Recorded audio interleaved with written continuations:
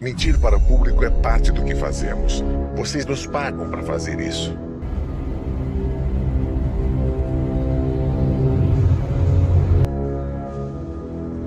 O Uri Field, agora conhecido como Wright-Patterson Base da Força Aérea e situado fora de Dayton, Ohio, é uma fonte de controvérsia contínua pelo mesmo motivo que a Área 51, de 1951 a 1969, funcionou como sede da pesquisa de OVNIs do governo. Programa conhecido como Projeto Blue Book. Muitas das lendas que cercam Wright-Patterson concentram-se no que ocorreu no Hangar 18. Os entusiastas de OVNIs acreditam que o governo escondeu provas genuínas de seus estudos neste fascinante armazém, ou seja, dentro de uma área isolada e bem guardada conhecida como Sala Azul.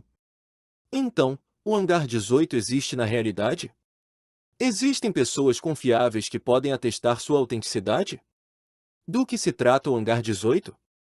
Junte-se a nós no filme de hoje enquanto resolvemos o enigma do Hangar 18 e o que ele contém de março de 1952 a 17 de dezembro de 1969. Projeto Blue Book era o codinome para o exame sistemático de objetos voadores não identificados, OVNIs, da Força Aérea dos Estados Unidos. Foi estabelecido após numerosos avistamentos de OVNIs durante a Era da Guerra Fria, a fim de explicar ou desmascarar tantos relatórios quanto possível, a fim de reduzir o pânico potencial e proteger o público de um problema genuíno de segurança nacional e, aparentemente, um fenômeno tecnológico que foi além do controle humano e não era russo, mas representava um fenômeno de estilo russo. O capitão Edward J. inicialmente supervisionou o projeto triplicado, que se seguiu a projetos comparáveis, como o projeto Sign, que começou em 1947, e o projeto Grud, que começou em 1948. O projeto Blue Book tinha dois objetivos: determinar se os OVNIs representam uma ameaça à segurança nacional, e realizar análises científicas de dados relacionados a OVNIs.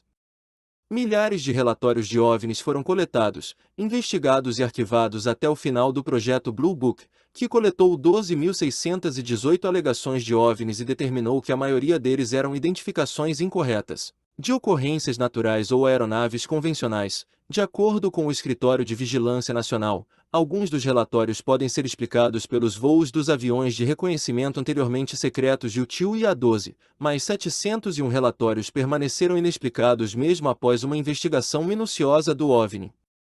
Mas isso nos leva ao Hangar 18. O enigma em torno do Hangar 18 é que, em julho de 1947, algo muito incrível aconteceu em Roswell, Novo México, um disco voador.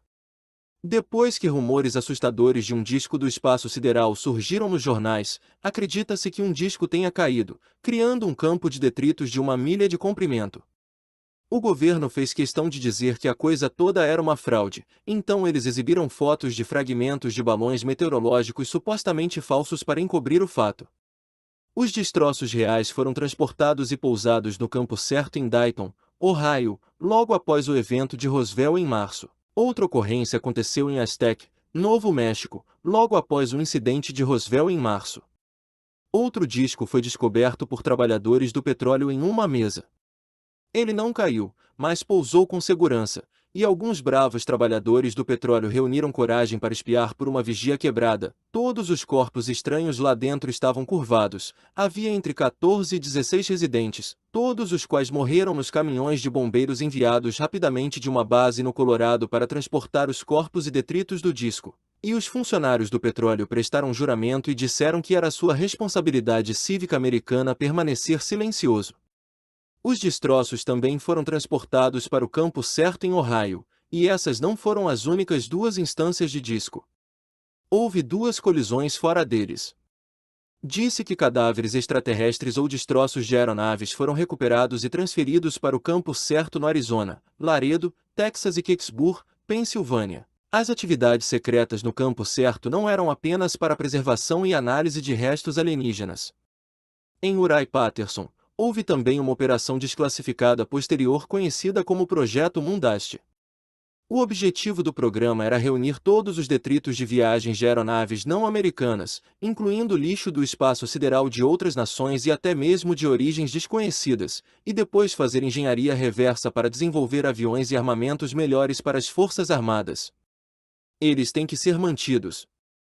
A Divisão de Tecnologia Estrangeira, um programa focado em métodos de engenharia reversa, foi mantido em segredo para preservar a vida dos militares que poderiam utilizá-los no futuro.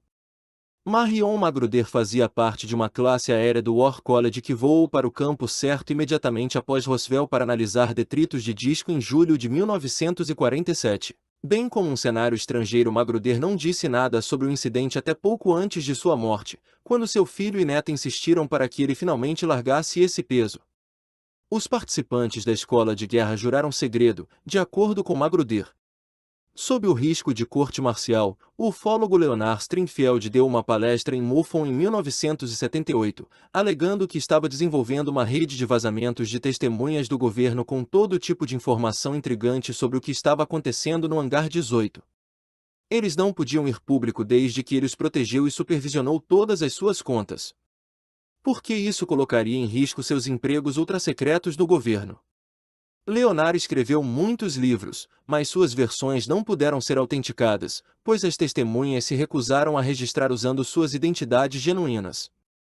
Ele narrou periodicamente a história usando apenas os primeiros nomes ou pseudonimos. Os alienígenas tinham 4 dedos longos com membranas, e os alienígenas possuíam cabeças enormes, membros enormes e olhos grandes. Com fendas para as bocas, tanto o nariz como as orelhas eram buracos. Segundo uma fonte que se identificou apenas como PJ, tinha sido evacuado do local por 2 vezes. Por guardas de segurança armados mais tarde, descobriu-se que o Hangar 18 era realmente um número de lugares separados no campo certo. O edifício 23 abrigava o hangar, que era conectado por túneis sob as abóbadas. Os cadáveres dos alienígenas foram mantidos em cápsulas criogênicas em cofres subterrâneos. As pessoas que trabalhavam lá alegaram que provavelmente tiveram que esperar alguns anos antes de se tornarem sábias. Havia uma senhora na Uri Patterson chamada June Crane que trabalhava como datilógrafa e ela tinha ótimas anedotas para me contar sobre como ela conseguiu acesso a materiais secretos. Ela leu em um jornal da década de 1950 que 2 dos alienígenas haviam sido armazenados em uma geladeira e também revelou que os pequenos alienígenas verdes estavam lá. Junho de 4 pés de altura e o tom azul esverdeado foi solicitado a assinar um acordo de confidencialidade declarando que ela manteria a informação em segredo, mas quando ela completou 72 anos, ela decidiu que estava velha demais para revelar sua história. Havia também o senador Belry Goldwater, que já foi tão cativado por alegações de alienígenas e OVNIs que pediu ao general Lehman que lhe desse acesso aos documentos e relíquias. Lehman ficou chateado e o advertiu para não mencionar isso novamente. O que Marion Magruder acabou contando à família sobre o que viu? Ele os informou que tinha visto os cadáveres alienígenas e sabia que um deles ainda estava vivo, que ele apelidou de Rabiscado, e disse à sua família que estava vivo, mas nós o assassinamos. Foi lamentável que os militares tenham matado essa criatura realizando experimentos nela. Ele então explicou à sua família assustada que não estava ligado e não havia como saber como. As autoridades tentaram de tudo para reparar os ferimentos dos alienígenas, mas seus esforços não salvaram vidas. Pareceria muito estranho se todas essas histórias relatadas por vários indivíduos fossem completamente falsas, e deve haver alguma verdade. De acordo com o Tampa Tribune, um ufólogo da Flórida chamado Roger Spencer Carr afirmou publicamente em 1974, quando a Força Aérea estava mantendo 2 fontes voadoras de origem desconhecida dentro dos 18 de Uri Hangar Patterson, Carr afirmou ter uma fonte militar de alto escalão que testemunhou as autópsias sobre os corpos de 12 seres alienígenas, embora as afirmações de Carr fossem duvidosas. Cobertura significativa da mídia. O povo americano divulgou uma ficha informativa, afirmando que nenhum OVNI jamais representou um perigo para a segurança nacional e que os OVNIs não refletem descobertas técnicas ou princípios que estão além do escopo da compreensão científica existente. Também não havia nenhuma prova de que estes eram veículos alienígenas. Testemunhos de testemunhas e contas oficiais do governo. Um objeto oval vermelho flamejante pairou sobre a base aérea de Maltron em Montana em 1967, e todos os 10 mísseis nucleares subterrâneos da instalação foram destruídos quase simultaneamente enquanto o OVNI estava presente.